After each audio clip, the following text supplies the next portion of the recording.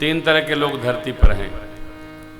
एक तो समझ के मान जाते हैं, दूसरे देख के मान जाते हैं, तीसरे बिना भुगते कदापि नहीं मानते।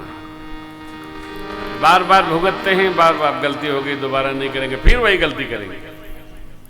ये जीव तीन तरह का, उत्तम, मध्यम, निम्न, तीन प्रकार के लोग धरती पर हैं। तो देख करके मान जाए वो उत्तम है, समझाने पर समझ जाए वो मध्यम है, और भुगत भुगत के जो माने वो निम्न है। कहना नहीं, करी देखा बहु जतन हर रहे न दक्ष कुमार, दिए मुख्य गण संगत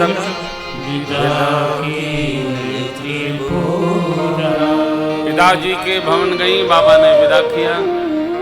दक्ष जी ने इतना कस रखा था किसी ने हालचाल भी नहीं पूछा। बहन मुस्कुराकर चिढ़ाती हैं, लेकिन मां की दृष्टि पड़ी। बाबा कहते हैं, सादर भले ही मिली एक माता, भगिनी मिली दक्षन कछु पूछी कुशला,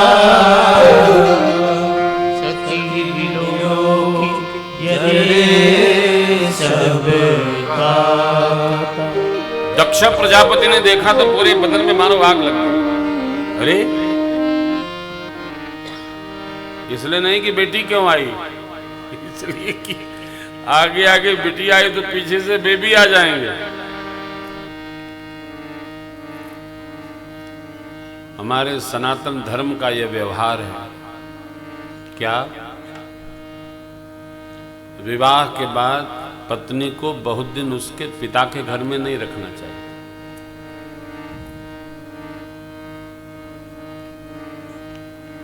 अपने साथ रहे, नौकरी करे, व्यापार करे, जो चाहे सो करे, रहे इधर है। अतः इधर उधर में क्या अंतर है? बहुत अंतर है। यदि उधर रहना होता तो इधर करने की जरूरत क्या थी? बहुत अंतर है इधर या उधर। आप जरा विचार करो, यदि इधर उधर न होता तो जनक जी महाराज कितने भाव से बेटी को विदा किए थे, और जब चित्रकूट के प्रांगण में पिता जनक ने देखा, आंखें भरभरा गई। ये हमारा सनातन धर्म है। और की बात न करिए, और तो सब ठीक है, जय जय सीताराम।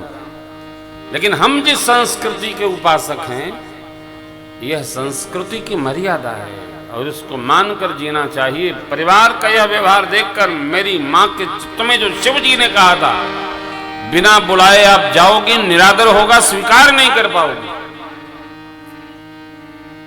सबते कठिन जात बाबा ने जो कहा, चित्त पर चढ़ गए। यज्ञ मंडप की परिक्रमा करते हुए जब बाबा का भाग नहीं दिखा भोलेनाथ का, तब मेरी मां सभासदों, ऋषि मुनियों, यज्ञाचार पिता और जितने विराजमान थे मंडप में, सबको देखकर डबट पड़ी। बोली, सुन हो सभासद सकल निंदा, कहीं सुनी जिन शंकर निंदा, सो फल तुरंत लहब सब काहू, भले भांति पछताव पिताहू, संत शंभु श्रीपति अपवादा, सुनिय जहाँ कहाँ यस मरि जाता, सुजीव जो बसाई, श्रवण मोति नत चलिय पराई, जगदात्मा महेश पुरारी, जगत जनक सबके हितकारी, पिता मंदमति निंदत तेहि,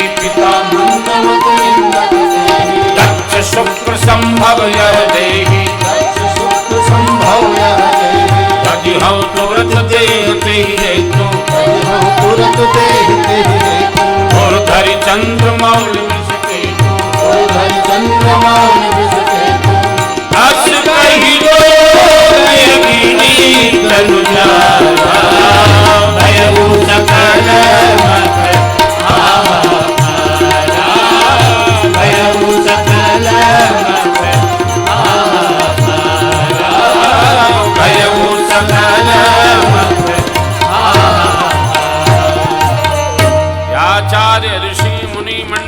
सभासद पिताजी सबको देखकर मां टपट पड़ी। जो जो यहाँ भगवान शिव की मेरे निंदा किया है, सुना है, सबको समुचित दंड प्राप्त होगा। संत श्रीपति भगवान श्री हरि की जो निंदा करे बस चले तो उसकी जिह्वा काट ले, नहीं तो कान बंद कर वहां से भाग जाए। आप में से जो जो लोग इस पाप में सम्मिलित हैं सबको उचित दंड प्राप्त होगा। ऐसा बोलकर मेरी मां योगाग्नि में प्रवेश कर गई। जाते जाते मां ने एक विवेक साधा। सती मरत हरि सन बरु मांगा, सती मरत हरि सन बरु मांगा, जन्म जन्म शिव पद अनुरागा, जन्म जन्म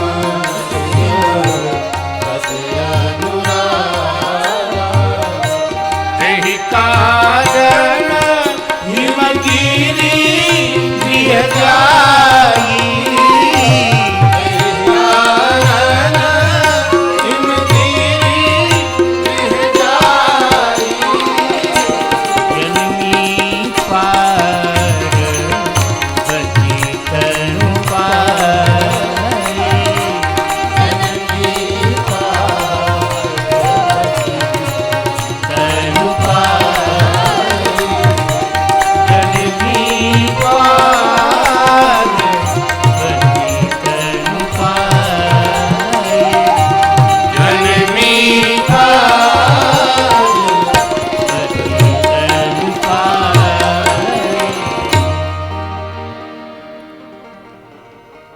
सबको दंड प्राप्त होगा।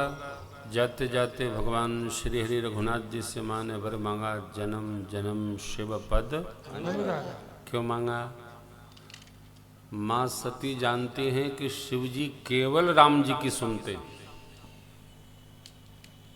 और तो किसी की मानेंगे नहीं, इसीलिए सती मरत हरि सन बरु मांगा, जन्म जन्म शिव पद। इस कारण से माँ सती हिमाचल प्रदेश में हिमवान और माँ मैना के अंक से भगवती पार्वती के रूप में अवतरित हुई। एक बार भाव श्रद्धा से बोलिए पार्वती मैया की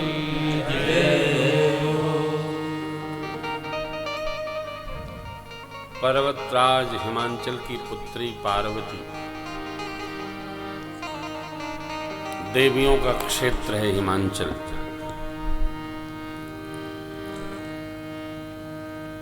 अद्भुत है श्रृंखला।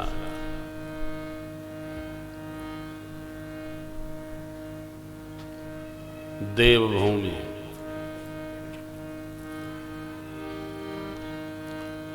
इधर गणों ने यथाशक्य जो कर सकते थे यज्ञ विध्वंस किया। एक ने जाकर बाबा को सूचित किया, बाबा ने वीरभद्र को भेजा। आए, सर्वप्रथम दक्ष की गर्दन ही उड़ा दी, पूषा के दांत तोड़ दिए। बिगुर जी महाराज ने संभाला, जो जैसा था, किसी का दाढ़ी किसी का जबड़ा मारे ध्वंस कर दिया। जो जिस प्रकार का अपराध किया था उसको समुचित उसी प्रकार वीरभद्र ने सजा दिया है। भगवान ब्रह्मा, भगवान विष्णु आए, शिव जी का आह्वान हुआ। आए, दक्ष प्रजापति के गर्दन पर बकरे का सिर आरूढ़ कराया गया संजीवनी से। यज्ञ पूर्ण हुआ।